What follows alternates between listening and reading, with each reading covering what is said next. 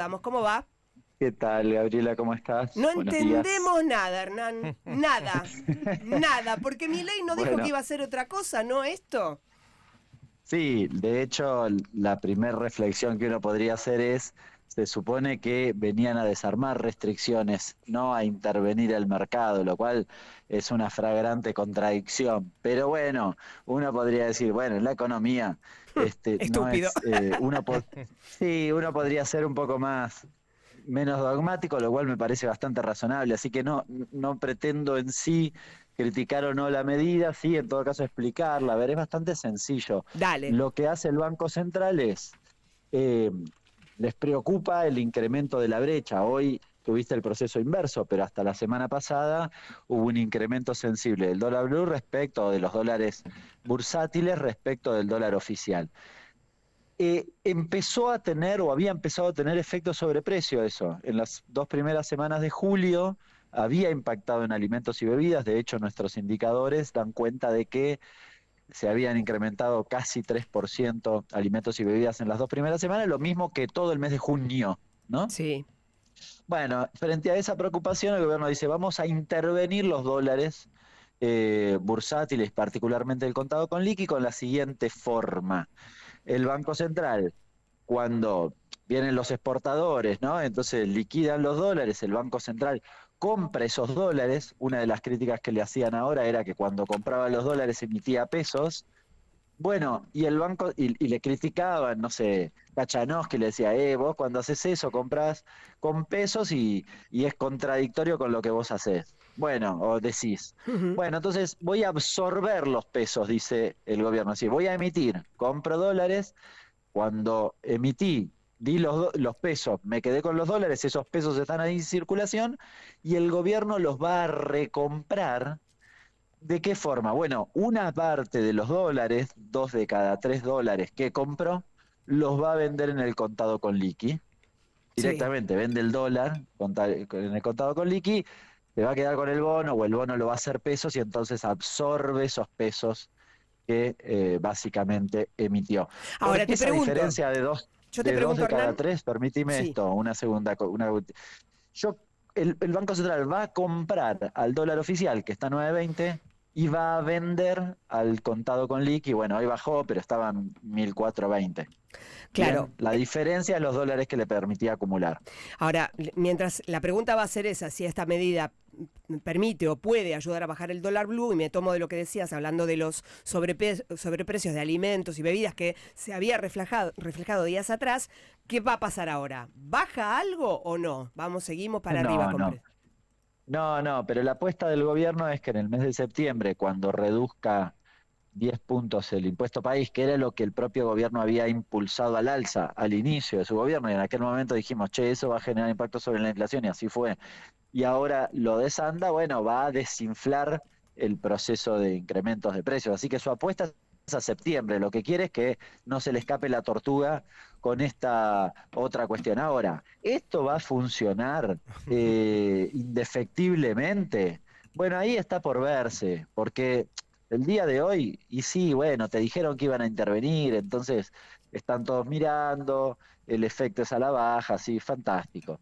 Ahora, hay que ver qué pasa en los próximos días, lo digo porque el problema de fondo no está resuelto. El gobierno cree que, y tomó esta decisión porque cree que el Banco Macro, Massa, alguno por ahí, lo venía operando, inflando los dólares bursátiles. Y el problema real es que el Banco Central no compra dólares. Y Claro. esta medida no lo desayuda a comprar dólares, no lo ayuda, lo desayuda a comprar dólares. La brecha había bajado porque el Banco Central compraba dólares y demás, y entonces había un circuito allí donde el mercado veía que si yo tengo un bono en dólares, bueno, probablemente juntaban dólares para agarpármelo. Ahora veo lo contrario. Sí. Entonces, hay que ver si acumula dólares con esta medida, porque yo doy por descontado que no lo va a hacer, y eso es el problema estructural, más allá de lo que haya pasado en el día de hoy. En definitiva, entonces una especie de bicicleta que se continúa. Digo, no tiene un efecto a largo plazo o mediano plazo. Bueno, es táctico, diría. Ok, ¿no? Como táctico puede ser que tenga efecto cuando sí, intervengan o cuando liquiden un poquitito. Hasta ahora, en el último mes y medio venía comprando prácticamente nada. Así que si venía comprando prácticamente nada, en sí, relación a esta norma, prácticamente no iba a emitir y no iba a intervenir en el contado con liqui. ¿Se entiende? ok. Con lo cual, no, de nuevo, si el problema profundo es que el mercado está mirando que vos tenés un problema con la acumulación de dólares porque estás apreciado, llamalo como quieras, mi ley no le gusta, bueno, llamalo como quieras, pero atrasado el tipo de cambio, no sé, lo que vos quieras. Pero el nivel de apreciación que vos tenés, que es equivalente a cuando asumió mi ley, es el caldo de cultivo de esto. Entonces, como el gobierno no quiere devaluar, porque no quiere, porque su apuesta es que en septiembre la inflación baje probablemente la mayorista al orden del 2%, que es uno de los requisitos que se autopuso el Sí. propio Milei para desarmar el cepo, no puede acelerar el crawling peg, ni la tasa de evaluación me refiero, ni devaluar un poquitito, no puede hacerlo porque le va a generar el efecto contrario. Y, Entonces, una apuesta a eso. sí. Bien, tácticamente le puede servir. Y bueno, sí, pero es de muy corto vuelo para mi forma de ver. Y ahora te aprovecho, Hernán, en modo periodista, si querés. Porque te quiero preguntar del punto de vista de comunicación a la hora de elegir cómo eligió comunicar el gobierno durante el fin de semana. Con un comunicado el sábado y un comunicado el domingo, que estaba saliendo casi a la hora del partido, pero bueno, se demoró y pasaron cosas, ¿no? Pero en definitiva, ¿por qué el gobierno entendés que eligió comunicar así algo tan importante?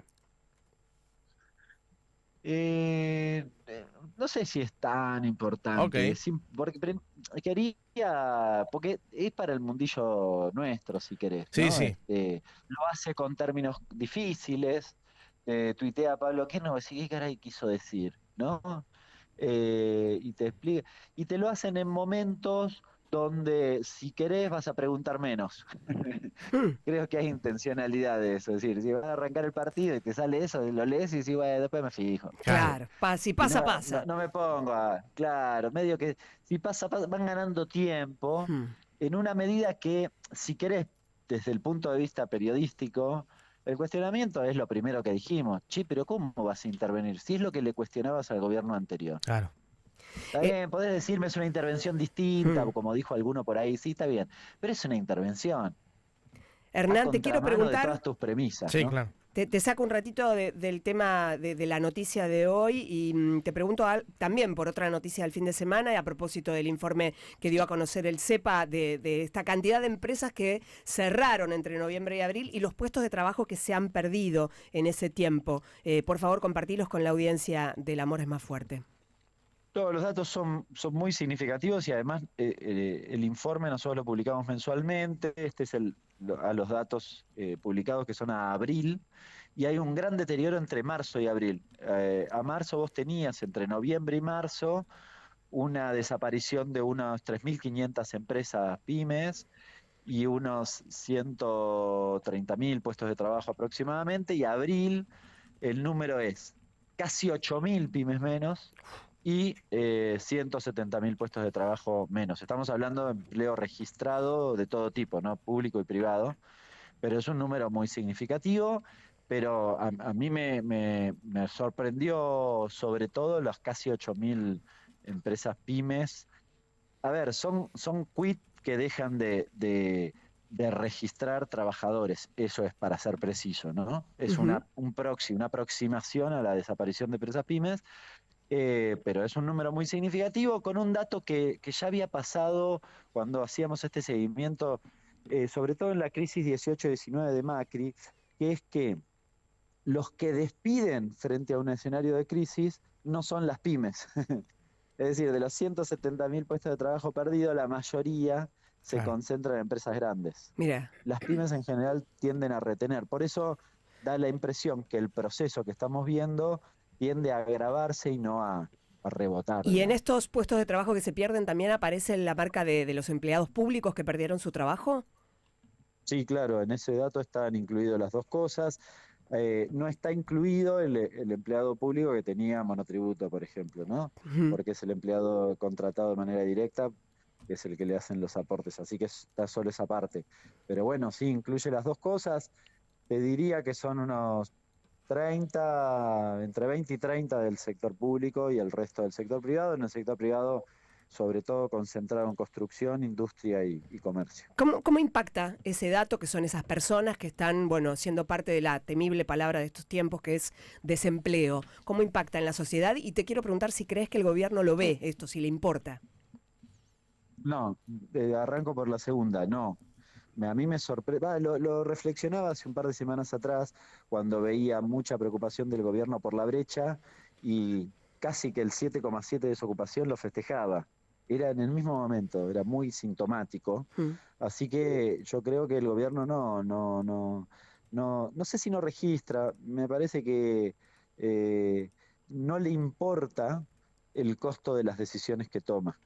Así que no, toma las decisiones sin miramientos de los costos que significan. Eso sería, me parece, la reflexión. De cara a la sociedad, yo creo que aún no tiene... Bueno, en las encuestas suele surgir hoy con mucha fuerza la cuestión del desempleo en los últimos 2 meses, así que digamos, está el dato ahí, pero me parece que en términos generales el efecto de las políticas de Milei todavía no está mensurado con la profundidad que le significa, probablemente por la celeridad de las decisiones y el impacto negativo de la celeridad de esas decisiones. Cuando Macri devaluó también en 2016 y la inflación se disparó, no tuvo demasiado efecto adverso en términos de aceptación popular, y me parece que ahora también van 6 meses, 8 meses, es relativamente poco para hacer, si querés, una evaluación, o al menos eso es lo que dice mucha gente. Entonces dice, bueno, hay que esperar,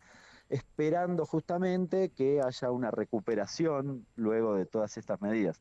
Por eso es tan importante discutir lo de la B corta en términos salariales y de actividad, que no, yo doy por descontado que no va a suceder, pero bueno, si no va a suceder, los efectos adversos se sostienen, no es que tienden a desaparecer.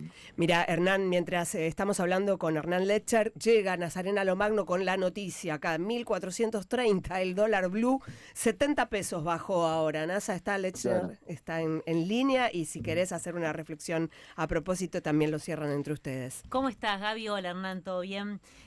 Bueno, sí, una baja, ¿no? Los tipos de cambio paralelos y dólar contado con liqui y MEP, muy influenciada, marcada por las expectativas, pero la pregunta es si este plan de gobierno para bajar la brecha efectivamente es sostenible a la hora de abrir el cepo, pensando en el día después, ¿no? Digo, te pregunto, si efectivamente logran poner la cantidad de dólares necesaria para que esta brecha, o sea, el tipo de cambio paralelo converja con el oficial y esto pueda tender a abrir el cepo. ¿Cómo se sostiene el día después? Sí. ¿Con qué dólares, no?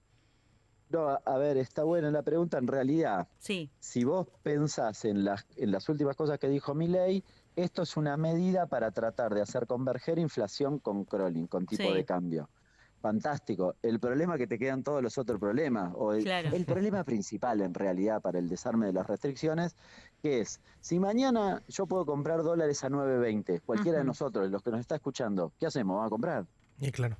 Bueno, ¿y quién nos vende dólares del otro lado para que nosotros digamos, bueno, ya está, no compremos más porque están los dólares o paren en algún punto? No están esos dólares. Claro. Esta medida desayuda en ese sentido. Tampoco le estaba ayudando lo que estaba pasando hasta ahora porque no estaban acumulando dólares. Pero bueno, voy para el otro lado, digamos, en términos de sencillos. Con lo cual sigue faltando, yo arranqué un poco diciendo esto, sigue faltando la solución al stock de pesos que puede ir contra dólares, por un lado.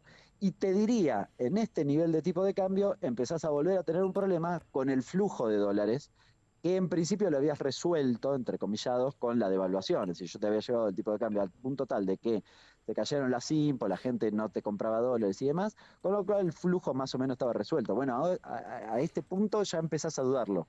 ¿Por qué? Porque el Banco Central no compra dólares y se empieza a desfasar esa relación, ¿no? Así que, no, muy cerca del desarme de las restricciones. La verdad que uno no lo ve. Agrego un componente más de índole político. El fondo no quería esto, el fondo quería más bien otra cosa. Es decir, te estaba diciendo desarmar el blend y vos vas con una medida que va en el mismo sentido que el blend. Con lo cual estás más lejos, si querés, de que te den los dólares. ¿Y por qué tomaron esta decisión? Trump y yo qué sé, ¿no? ¿Y por qué se toma esta decisión? ¿Porque no comprendieron lo que pedía el fondo? ¿Porque no quisieron? ¿Porque no se puede? No, porque básicamente están enamorados del proceso de desinflación y quieren sostener eso, que es como el único gol que pueden mostrar. El problema, de nuevo, es cuánto el mercado acepta postergar el desarme de las restricciones cambiarias y otra cosa más.